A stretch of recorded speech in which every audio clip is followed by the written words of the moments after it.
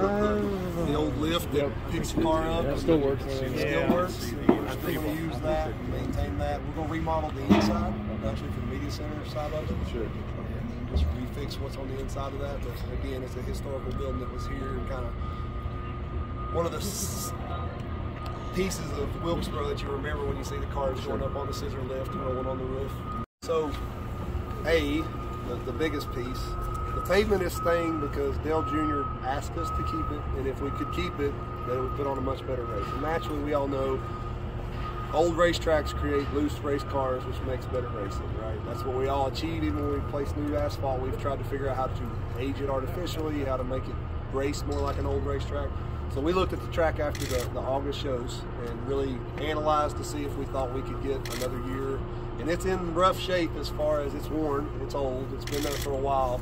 But as you can see, all the black squiggly marks that are on the track, we've crack sealed, we've repaired all the things, and we feel confident that we can definitely get through another year of racing to achieve, nothing better than to put all the new guys, and most of them has never raced on this track. I don't know if there's even one that's ever raced on this track next year in the past. There are a couple. Ryan Blaney raced in the late model. Okay, yeah. But in a NASCAR Cup car, I don't think there's anybody in a Cup car. Harvick's driven a Cup car here in a test, but that's about it. So with that, there's nothing better to put the new car on an old racetrack at a historical event and run on the old surface. So this track is definitely seen and got some character, as they call it. There's a lot of rocks that are exposed and fines, but we feel confident the track will hold up. So the concrete wall and the concrete apron that's around the top of the wall, something with Safer Barrier that as Safer Barrier evolved and we started putting in Safer Wall everywhere, when Safer Wall sits on asphalt and it gets hot outside, asphalt still is considered a liquid material. So it sinks into the asphalt, so it kind of sits in there and it holds water. So naturally, if you watch races and it rains and water keeps weeping underneath the Safer Wall and they send the back trucks out there and suck the vacuum out. So we decided to put a concrete apron all the way around. What that does is it can't sink into this concrete, it's hard. When we go to repave the racetrack, we won't have to take the Safer Wall down. It's something that is a good practice moving forward for other repaves, whatnot, is to have that concrete apron. So what you see in the concrete apron will be covered in the Safer Barrier, so it won't be part of the racing surface. The Safer Wall will actually take up that space. The concrete walls themselves, like I alluded to earlier, the old walls were 50 years old. They were placed here when the track was originally built. Some of them have been repaired and replaced, but they were crumbling. Literally, as the concrete had reached the point where the strength of it was going the wrong way and it was starting to fall off. Big chunks of it were coming off.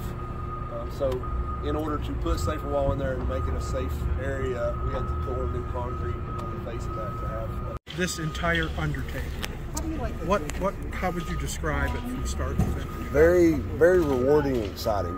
And I say rewarding such that to be here through the times when the track was not on the radar of anybody, when we were just trying to keep it afloat, so to speak, so like when we'd have these big situations that things would happen, and coming out here and then coming back for August and seeing the town's involvement and what the city of Wilkesboro and the county of Wilkesboro County really wanting this facility back, that's the rewarding part. So being able to bring something back to a county that so much wants and so much loves the NASCAR sport and what it meant to this county years ago, and to see the excitement is the rewarding part. The other part of that would be it's quite the undertaking, but anytime we do really cool projects, the Smith family's always given us the bout to have a lot of neat projects to build, from Colossus at Bristol when we did the biggest hung screen, to the first road course inside of a Roval, being at Charlotte, and the different things that we've always done. It's always exciting to do what Marcus's vision is and Bruton's visions were back in the day. So rewarding and exciting. A lot to do between now and May, but naturally we've got great teammates and great partners, and we'll be there. Was there ever a question on whether can it be done? We don't ever question that. Usually when we're given the task, we always are quick to tell Marcus it can be done and figure out how to make that happen after the fact. Where does this rank on the scale of difficulty when you compare it to other tasks you guys have undertaken? Bristol, Roval, whatever? It's from a difficulty stance, it's really just building the right team and having the team that we've got. There's a lot of confidence in the teams that are here. So difficulty, it's there, but you throw in all the different things that are happening in the world today with material shortages and supply demands, that makes it a little bit more difficult. But so far, the lights are shining bright, and we're going to be there come May.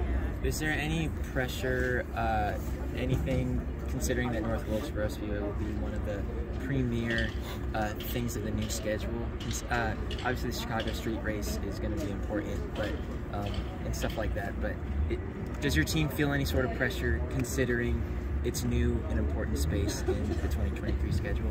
So we love challenges, right? We strive on challenges as the drivers strive for the challenge to make the playoffs and the finals. Our construction teams and our company strives on the challenges of making things happen for the first time or bringing back great historical properties like this. So no, I mean, I think we're excited. We're really looking forward to producing this, and the biggest thing is not to disappoint, to make sure that we hold on to the history, we hold on to the nostalgia, not create too much new stuff, that when the fans show up in May that they actually feel that they're stepping back into time for a great event.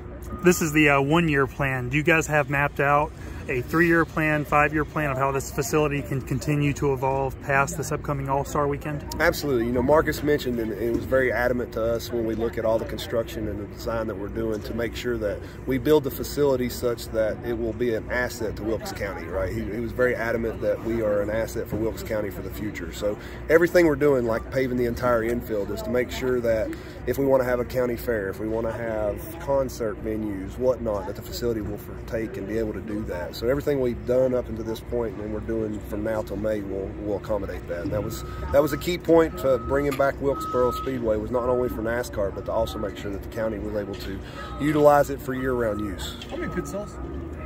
Pit stalls were 43. We're going to make them longer and put in 40. Yeah.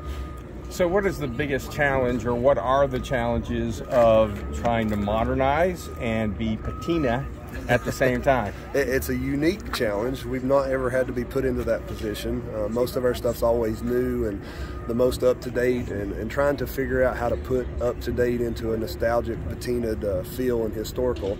It's been different. It's been fun. Again, it's a challenge that we embrace, that we've looked at to hold on and not create too much new, and hold on to some of those old things that really make the facility what the facility was and make it feel like that. So again, when the fans show up in May, that's still the feeling, that we don't create too much more new.